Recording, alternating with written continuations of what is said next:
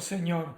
Y te pedimos, Señor, por los que están saliendo a su trabajo. Queremos pedir que tú les guardes, que tú les bendiga, que tú Señor, les libres de la epidemia, Señor. Especialmente a los que son, Señor, del grupo de riesgo, Señor. Guárdales y líbrales, Señor. Te damos gracias, te bendecimos y oramos en el nombre de Jesús. Amén, Señor. Aleluya. Vamos a la palabra, queridos hermanos. Y esta palabra la he titulado "A ti te daré las llaves del reino". Y en Mateo 16, capítulo 16, versos 18 y 19 dice así: "Y yo también te digo que tú eres Pedro, y sobre esta roca edificaré mi iglesia. Y las puertas del Hades no prevalecerán contra ella. Y a ti te daré la llave del reino de los cielos. Y todo lo que atares en la tierra será atado en el cielo, y todo lo que desatares en la tierra será desatado en los cielos". La verdad es que muchas veces esta palabra y esta porción bíblica nos presenta un desafío en la interpretación. Y yo quisiera ayudar en este día a poder ver cómo poder interpretar de una mejor forma esta porción de la Escritura. Así que, a modo de introducción, quiero decirles esto. Es una de las conversaciones privadas que el Señor Jesús tuvo con los apóstoles, como muchas otras, acerca de Él mismo. Esto ocurrió en Cesarea de Filipo, en un lugar apartado, donde no podía llegar mucha gente. Y el Señor comienza esta conversación que tenía íntima con los discípulos con dos preguntas. La primera es: ¿quién dicen los hombres que es el Hijo del Hombre? Y la segunda es: ¿qué dicen ustedes que soy yo? Ahora, es interesante desde el punto de vista del mismo Señor Jesús, poder recibir estas dos impresiones que dice la gente, y ahí se pudieron dar una serie de respuestas, que algunos que era Elías, otros que eran los profetas, y una serie de alguna manera de respuestas. Pero interesante era ver qué es lo que los que cotidianamente estaban con el Señor, qué es lo que pensaban, cuál era su percepción que tenían de ello. Y sabe, el Señor en este tema, en una de las preguntas, Él ocupa un término que va a resultar muy clave en la respuesta de Pedro, ¿no? Y Él usa el término en relación a Él mismo cuando habla acerca del Hijo del Hombre. Este término se usa para referirse al Mesías encarnado. Cuando se usa el término el Hijo del Hombre, lo que se señala básicamente es la naturaleza la naturaleza de Cristo como 100% hombre. Entonces, cuando se usa este término, el Hijo del Hombre, lo que se quiere establecer es que Cristo también es persona y es humano. Es 100% hombre. Ahora, el primero que usó este término fue Daniel en una profecía en el capítulo 7, en el verso 13, y dice: "Y miraba yo en la visión de la noche, y aquí con las nubes del cielo venía uno como hijo de hombre, que vino hasta el anciano de días". Es una profecía acerca del Mesías, y ahí se usa la palabra hijo de hombre. Y va a ser importante, como digo, en la revelación que Pedro recibe de parte de Dios. Desarrollemos este tema y espero que ustedes puedan encantarse, que puedan de alguna manera pudieran tener respuesta, pero también pudieran generar algunas interrogantes en relación a cómo me gustaría presentarles esta palabra. Así que yo le animo a tener lápiz, papel, la misma Biblia, para que pudieran ir siguiendo esta palabra. Y ya les he dicho que cualquier cosa que ustedes no entendieran o quisieran ahondar un poco más, estoy dispuesto a responder cualquier pregunta que ustedes pudieran tener. El verso 16, veámoslo desde el desarrollo del verso 16. Tú eres el Cristo, el Hijo del Dios viviente. Esta es la correcta conclusión a la que las palabras y las obras de Cristo conducen. Entonces, cuando Él pregunta, ¿quiénes ustedes piensan que yo soy? ¿O qué dicen ustedes que yo soy? Esta es una respuesta coherente, y esta es una respuesta a partir de ¿qué? A partir de las palabras que Jesús compartía y a partir de las obras que Jesús hacía. Entonces la gente lo llamaba el profeta, pero los apóstoles lo reconocían como el ungido, como el Cristo, como el ungido de Isaías 61. Entonces había básicamente había una comprensión muy profunda, y vuelvo a decir lo mismo, a partir de las palabras y de la obra de Cristo, de quien era realmente el Señor Jesús. Esta declaración, la que hace Pedro, y luego la doctrina de la justificación por la fe, son la base, son el corazón del Evangelio, son el corazón del cristianismo, son los dos temas centrales y la base del cristianismo, porque la iglesia es Cristo, y si Cristo no es el Hijo de Dios, toda esta teología se derrumba. Se derrumba. ¿Por qué? Porque la encarnación de Cristo es clave, porque es la revelación del Padre, ¿no? Y Jesús reconoce esa declaración de Pedro. Jesús reconoce de cómo Él, en la inspiración en la que recibe esta revelación, y le dice, Pedro, le dice, esta es la procedencia, no te lo reveló sangre ni carne, sino mi Padre. Por lo tanto, había en el diálogo que se produce entre Pedro y el Señor Jesús y los demás apóstoles, se produce una declaración también de que la revelación de quién era Cristo no era tan sencilla, no era tan fácil, no era en un entendimiento humano, no era a partir de un razonamiento lógico solamente, sino que también debía venir desde una revelación del cielo. Entonces, nosotros llegamos aquí a este punto, ¿no?, del diálogo, y necesitamos examinar el fundamento que provoca este diálogo, el fundamento de la iglesia. Recuerde que aquí estamos en un diálogo fundacional de la iglesia. Y esto lo hace particular. ¿Por qué? Porque es como el Señor va a poner el fundamento de lo que va a ser su iglesia. Una iglesia naciente, una iglesia en sus primeros días, ¿no? Por lo tanto, es relevante. Y vuelvo al concepto, es fundacional. Por lo tanto, necesitamos ponerle mucha atención a los detalles, ¿no? Verso 18 dice, yo también te digo que tú eres Pedro. Y mire esto, yo te digo, ese término yo te digo, es una especie de firma del que funda la iglesia, del arquitecto de la iglesia, del que edifica la iglesia y le da a conocer el fundamento. Y él le dice, mire, tú eres Pedro, ¿no? Sobre esta roca edificaré la iglesia. Entonces, la primera pregunta exegética que necesitamos nosotros formularnos aquí, sobre qué roca o a qué roca se refiere. Esa es la primera, como digo, pregunta exegética que nosotros necesitamos hacernos.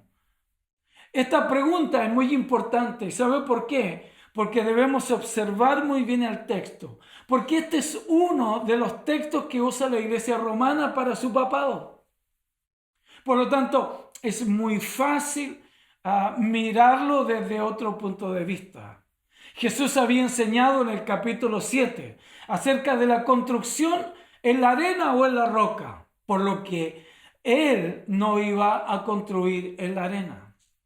Y si miramos que Pedro en ese entonces todavía tenía esta condición, aun cuando en el principio lo había llamado, Jesús había llamado a Simón, lo había llamado Pedro, todavía tenía una cierta condición de Simón. Ustedes saben que Simón significaba una caña que mueve el viento.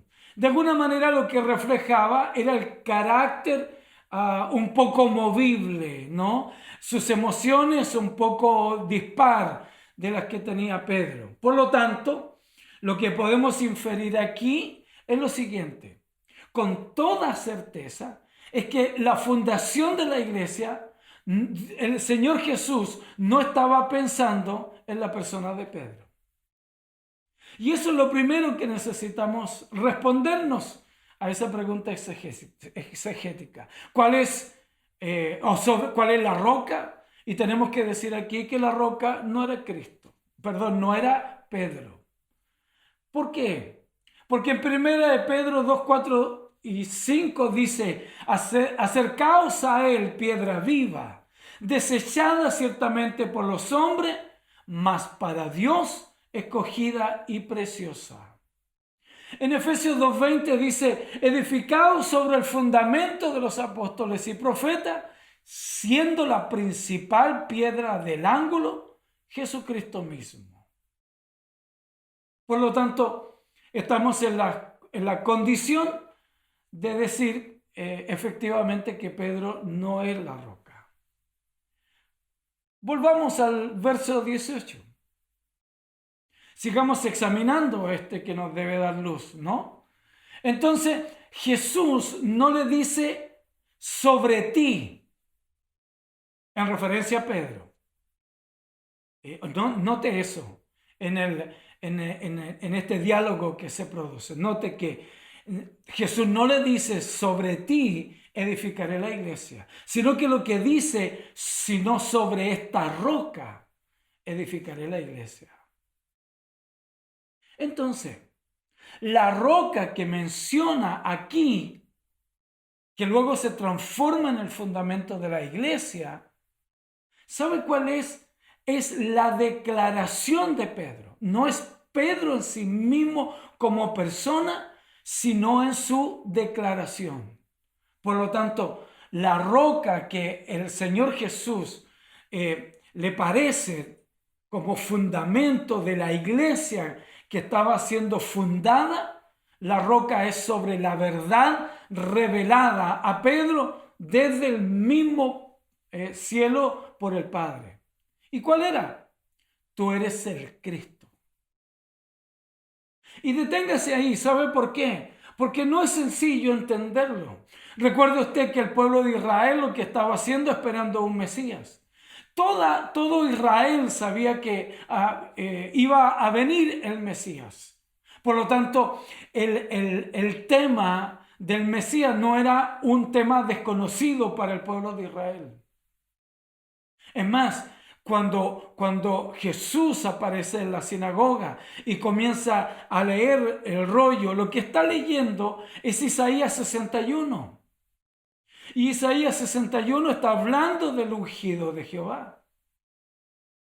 Por lo tanto, la revelación exacta y correcta de Pedro es el fundamento de la iglesia.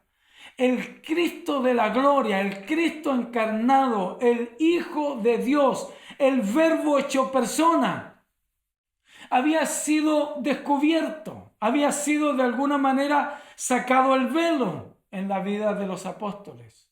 Por lo tanto, todo Israel esperaba un Mesías. No podría venir sino de Dios, como Hijo de Dios.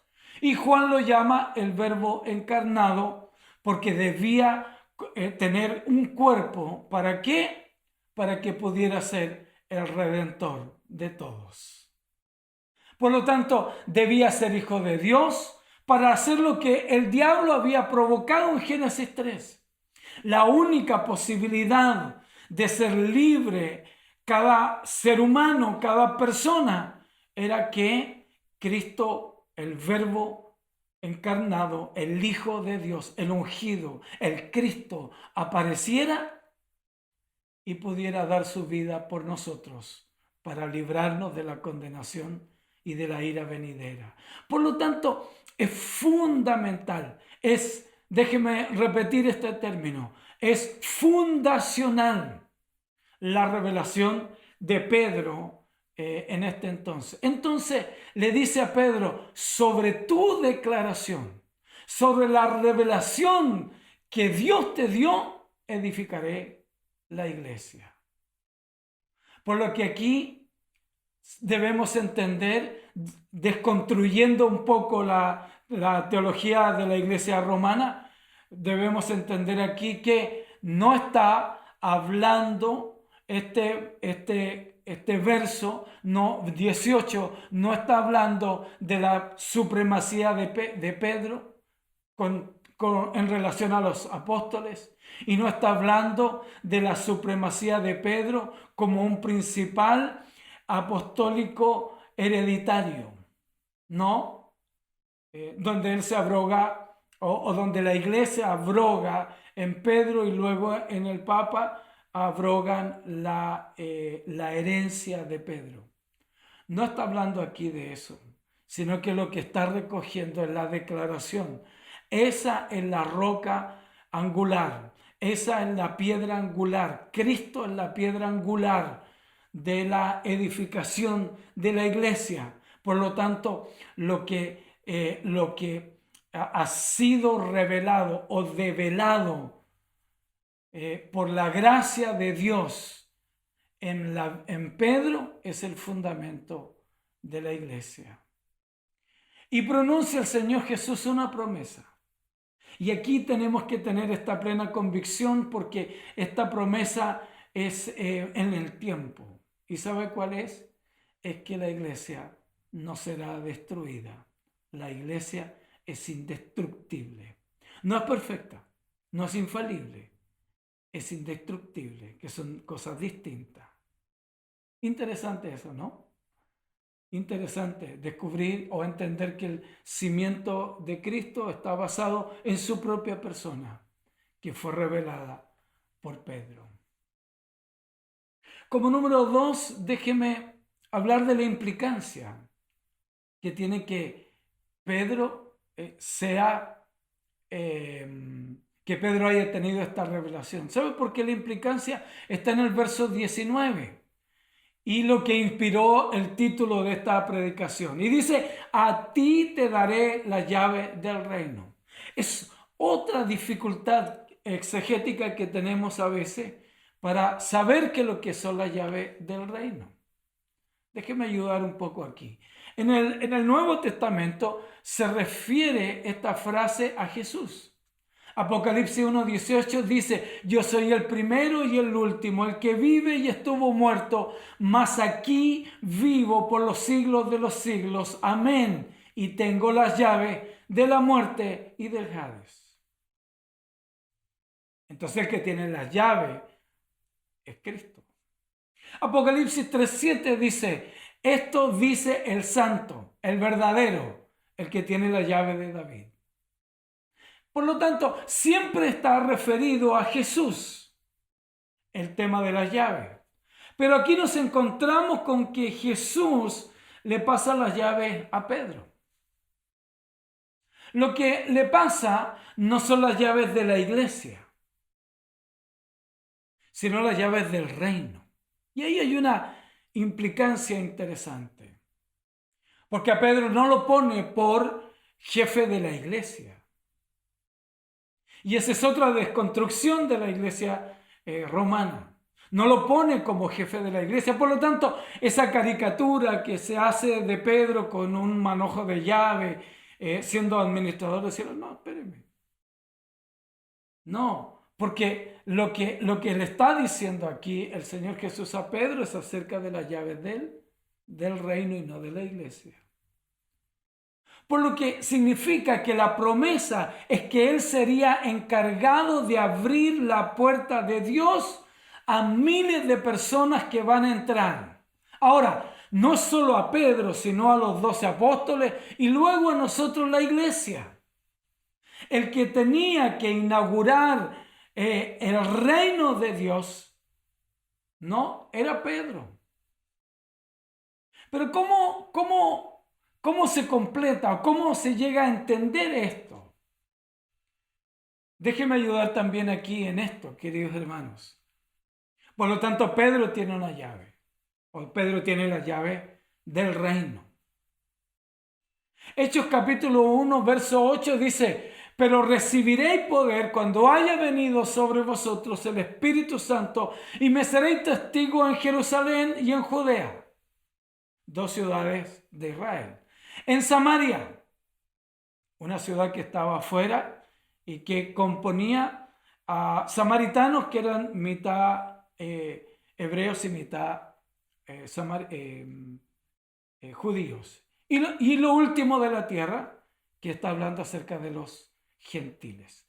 En otras palabras, es al pueblo de Israel, es al pueblo samaritano y es al pueblo gentil. Ese es el mandato del Señor para que se quedaran ahí en el libro de los Hechos, en el capítulo 1, en el verso 8, y recibiréis poder, ¿no? Miremos cómo se cumple esta historia. En Hechos capítulo 1, verso 14, la predicación a los judíos. Entonces Pedro, poniéndose en pie con los 11, alzó la voz y les habló diciendo. ¿Qué es lo que tenemos aquí? Lo que tenemos aquí es que está ocurriendo el día de Pentecostés. Quedaron todos atónitos los que estaban ahí esperando la promesa del Señor. Se quedaron ahí, hubieron manifestaciones sobrenaturales, hubieron manifestaciones carismáticas o neumáticas ahí. Y hubo una manifestación gloriosa de la presencia de Dios sobre los que ahí estaban en el aposento alto. Hubo una efervescencia, ahí hubo un avivamiento, ¿no? Lo que conocemos en un lenguaje más nuestro, ¿no? Hubo un avivamiento. Y en ese avivamiento, lo que hace entonces Pedro, poniéndose en pie con los 11, alza la voz y les habló diciendo. Luego encontramos en ese mismo capítulo, en el verso 41, así que los que recibieron su palabra fueron bautizados y se añadieron aquel día como 3,000 personas. Entonces, lo que estamos viendo aquí es que el mandato del Señor en Hechos era que se quedaran ahí hasta la promesa del derramamiento del Espíritu Santo.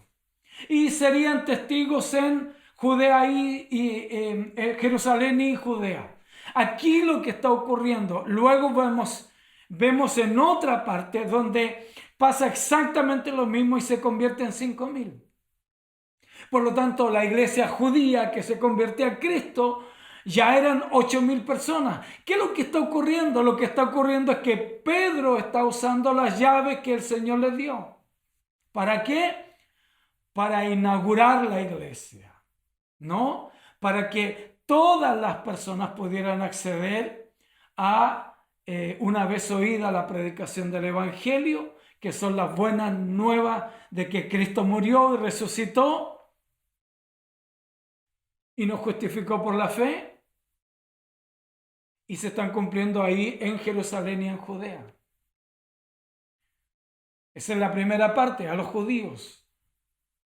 Sígame, por favor. La segunda parte, a los samaritanos. Lo encontramos en Hechos, capítulo 8, verso 14. Había un avivamiento de todas formas. Felipe estaba ahí fervorosamente en un avivamiento y dice que eran los que habían salido de la dispersión, ¿no? Y se produce un avivamiento, se produce algo donde comienzan a haber personas convirtiéndose a Cristo en una convicción de pecado y comienza a venir la predicación del Evangelio. Miren lo que le estoy hablando. Estoy describiendo un avivamiento donde hay conversión, donde hay arrepentimiento, donde hay sobrenaturalidad. Entonces nos encontramos con el verso 14 del capítulo 8 del libro de los Hechos. Cuando los apóstoles que estaban en Jerusalén oyeron que Samaria había recibido la palabra de Dios, enviaron allá ¿a quién? Al hombre de las llaves. A Pedro y a Juan, los cuales habiendo venido, oraron por ellos para que recibieran el Espíritu Santo. ¿Qué es lo que está haciendo ahí? En el pueblo de Samaria, lo que está haciendo ahí es usando las llaves que el Señor Jesús le entrega en Mateo 16. Y luego llegamos al tercer grupo. El primero eran los judíos en Jerusalén y Judea. El segundo eran los samaritanos. Y el tercer grupo era hasta lo último de la tierra. A los gentiles. A nosotros. Y ahí cabemos nosotros. La gracia y la misericordia de Dios llenando todo el espectro. Hechos capítulo 10, verso 34. Entonces Pedro, abriendo la boca, dijo: en verdad comprendo que Dios no hace acepción de personas, sino que en toda nación. Y por eso que es una apertura hacia el mundo gentil, porque ya no es solo la nación de Israel, porque ya no es solo un pueblo particular, sino que en toda nación se agrada del que le teme y hace justicia. Nosotros, si miramos este capítulo 10, lo que vamos a encontrar aquí es otra vez la sobrenaturalidad de Dios, la obra del Espíritu Santo actuando en la vida de gentiles, como Cornelio. Entonces Pedro está orando, entra en un éxtasis, viene el ángel y le dice que mate y coma, ¿no? En un lienzo que había bajado representado o con figuras que para cualquier judío eran comida no permitidas. Y viene este diálogo entre el Señor y Pedro, y le dice: mata y come. Y él se niega y le dice: mata y come, ¿no?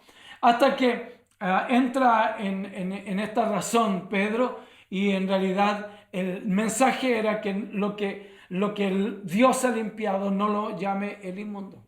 Ese es el contexto de Hechos capítulo 10 hasta que llega a la casa de Cornelio y se queda maravillado. ¿Por qué? Porque lo que había prometido para el pueblo de Israel, lo que ya estaba ocurriendo en Samaria, también estaba ocurriendo en el pueblo, en los gentiles, ¿no?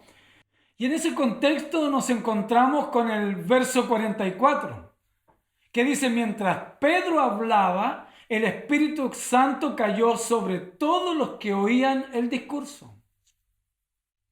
Por lo tanto, aquí está la evidencia de la apertura del reino de Dios a través de la predicación. Y esto, escúcheme, y esto se afirma en el Concilio de Jerusalén, en el libro de los Hechos, en el capítulo 15, en el verso 7, que dice lo siguiente: y después de muchas discusiones, Pedro se levantó y les dijo: varones hermanos, vosotros sabéis cómo ya hace algún tiempo que Dios escogió que los gentiles oyesen por mi boca la palabra del Evangelio y creyesen. ¡Wow! ¡Qué tremendo! Cuando el apóstol Pedro afirma una palabra que él venía siendo testigo y protagonista de lo que estaba ocurriendo. Entonces, escúcheme, la iglesia del Señor tiene las llaves de la predicación y de la reconciliación. Debemos usar la llave para que otros conozcan de Jesús. Por eso que es tan Es tan importante entender lo fundacional y bajo qué fundamento está la iglesia del Señor. Se cumple aquí lo de las llaves en el capítulo 16 de Mateo. Complejicemos un poco más. Miremos el verso 19 en la parte B. Y él dice, todo lo que atares en la tierra será desatado en el cielo. Y aquí escúcheme, aquí en los estudiosos hay consenso en dos acepciones para interpretar esto. La primera, que la predicación de la palabra, que tiene la capacidad de exponer los pecados de la gente, estas personas quedan atadas a la conciencia y a la necesidad de ser libertados, a la necesidad de un redentor, y serán desatados cuando reciban el amor y el perdón de sus pecados a través de Cristo. Es algo muy parecido, ¿sabe?, a lo que se habla acerca de la ley. La ley vino para manifestar el pecado. Entonces lo que está diciendo aquí, que lo que sea atado en la tierra también será atado en el cielo. Cuando alguien oye la palabra, queda cautivo de la responsabilidad de su pecado y eso hace que esta persona busque de Dios, busque a su Redentor para perdón de sus pecados a través de su gracia y a través de el amor de Cristo por la humanidad. Esa es una de las acepciones interpretativas. La segunda tiene que ver con lo siguiente: atar y desatar eran palabras que se usaban corrientemente entre los judíos bajo un sentido figurado. Atar se refería a prohibir y desatar se refería a permitir. Y esta excepción lo que hace es hablar acerca de la relación disciplinaria dentro de la iglesia, ¿no? Por lo tanto, una persona quedaba atada cuando era sorprendida bajo pecado, o cuando postulaba una herejía que iba en contra de la Escritura, y la iglesia estaba obligada ¿a qué? A disciplinarlo, y en algunos casos estaba obligado a sacarlo de la congregación. Entonces, se consideraba que esa persona quedaba atada. Y la iglesia tenía la autoridad de dejarlo atado hasta que se levantara la disciplina y fuera reingresado a la iglesia. Debemos recordar que la gente en el primer siglo no andaba de iglesia en iglesia. Y la iglesia tenía la obligación de velar por el testimonio de los miembros de ella. Por lo que, en este sentido, atar y desatar tiene un sentido interno, de ver cómo andamos, pero también tiene un sentido externo, porque tiene que ver con la disciplina pública dentro de la iglesia. Por lo tanto, cuando nosotros entendemos este atar y desatar, necesitamos nosotros descubrir o entender, ¿sabe qué? Que una persona puede perder su libertad a causa del pecado, o puede perder su libertad a causa de hacer lo incorrecto desde su testimonio público.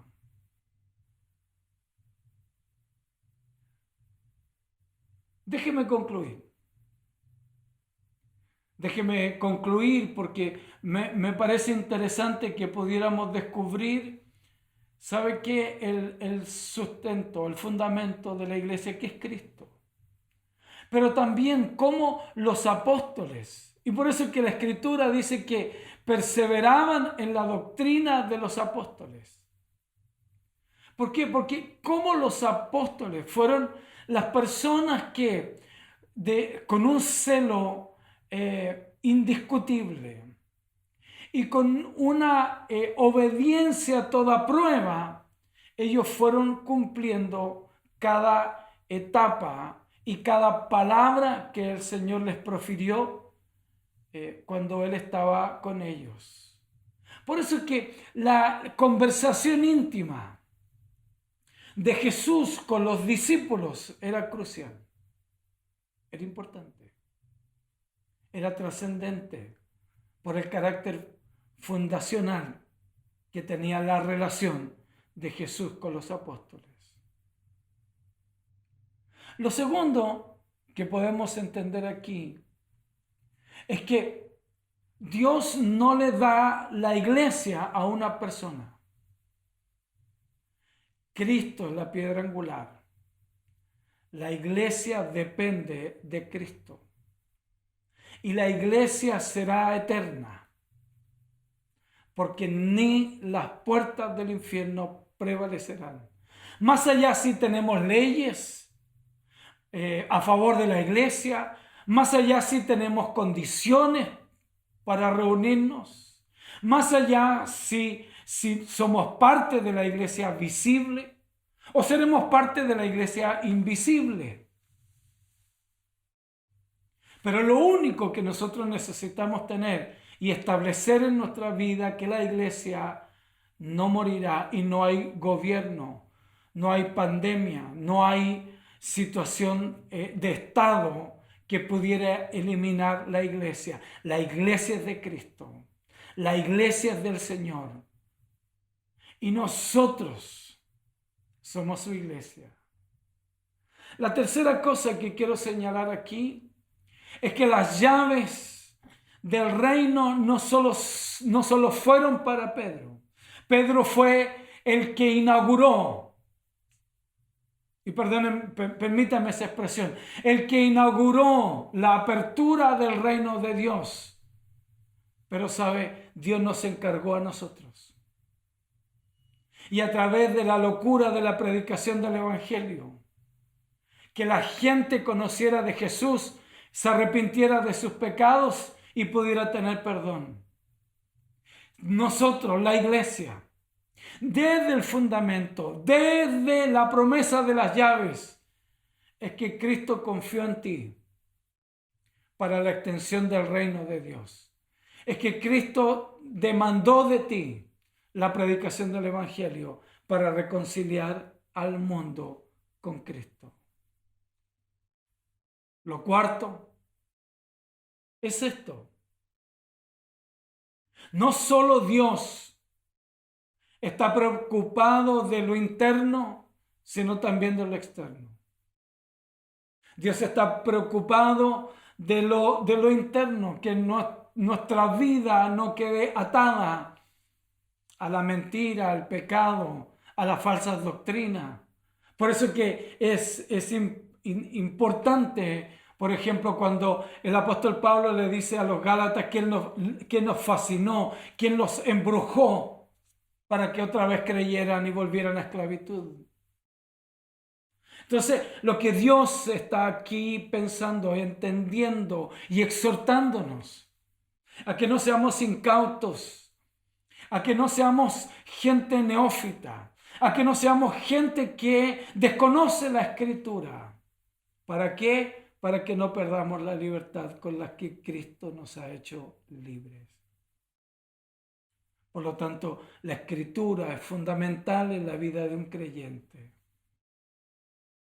Pero también tiene que ver del área eclesial, también tiene que ver con cómo nos conducimos en la iglesia del Señor. Y ahí necesitamos andar como digno a la vocación en la que hemos sido llamados. Ahí debemos andar en fruto, debemos andar en santidad, debemos andar en un testimonio acorde a la profesión en la que Dios nos ha puesto. Por eso que el testimonio público también es una de las cosas en las que necesitamos, primero como individuos, poder guardar en nuestra vida y en nuestro corazón. Segundo, como iglesia del Señor, debe ser garante y debe ser velante de que los miembros de la iglesia sean dignos de la vocación en el llamado del Señor. Por lo tanto, nadie puede andar como quiera. Nadie puede servir al Señor a su forma. Nadie puede pensar que sirve al Señor si no sirve al Señor a través de lo que las Escrituras precisan en relación a nuestras conductas internas y hacia nuestras conductas externas. La iglesia del Señor, no solo la encargada de usar esta llave que Dios le dejó a Pedro, a los discípulos, a los hijos, sino también es de velar porque cada persona sea librada de la vana manera de vivir. Oremos. Señor, te damos gracias. Gracias, Señor, porque tu iglesia no es una organización. Gracias porque tu iglesia no es solo una institución. Gracias, Señor, porque tu iglesia es tu cuerpo, donde tú eres la cabeza. Gracias, Señor, porque hay condiciones para ser parte del cuerpo. Por eso que la palabra es tan profunda en el sentido fundacional. Tuvo que venir una revelación de lo alto. Tuvo que venir una descodificación del mismo Padre para revelarnos a nosotros, a Pedro inicialmente, a los apóstoles luego, para revelar el fundamento de la iglesia, que es Cristo el Señor, el Verbo encarnado. Gracias, Señor, por tener la precisión escritural de entenderlo. Señor, gracias por hombres como Pedro, como los apóstoles, que tomaron esta verdad y fueron cumpliendo paso a paso, como vimos que fue predicado el Evangelio a 8,000 personas en Jerusalén y en Judea. Cómo le fue predicado en medio de un avivamiento de Felipe